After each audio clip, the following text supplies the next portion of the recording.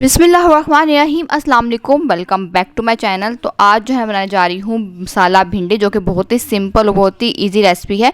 चलो इसको बनाना शुरू करते हैं। तो सबसे पहले यहाँ पे मैंने ऑयल के अंदर शामिल कर दिया था प्याज। यहाँ पर जो है ना प्याज को यहाँ पे मैं कर लूँगी सोते। जब प्याज यहाँ पे अच्छे से सोते हो जाएगा तो शामिल कर दूँगी मैं इसके अंदर पानी शामिल डालूँगी। इसके अंदर मैं चॉप की हुई यहाँ पर हरी मिर्चें, टमाटर शामिल डालूँगी। इसके अंदर नमक, लाल मिर्च का पाउडर, हल्दी पाउडर, ये सारे मसाले डालने के बाद इसको मैं यहाँ पे मिक्स कर लूँगी और यहाँ पर इसको मैं पकने रख दूँगी 10 मिनट तक के लिए, ताकि टमाटर और प्याज सॉफ्ट हो जाए।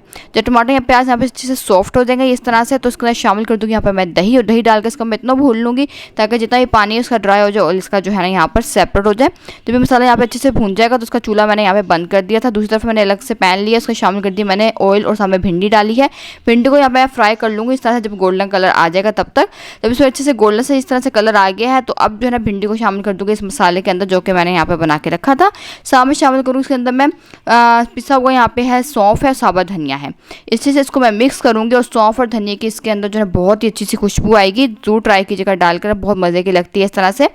बस मिक्स करने के बाद मैंने 5 मिनट तक इसको पकाया है। उसके बाद का चूल्हा मैंने बंद कर दिया। इसको मैंने यहाँ पर फिर कर दिया डिश आउट। हर धनिया से मैंने इसको गार्निश कर दिया था। और ये भिंडी जो है ना बहुत ज़्यादा मज़ेदार बनी थी। तो एक बार रेसिपी को ज़रूर ट्राई कीजिएगा।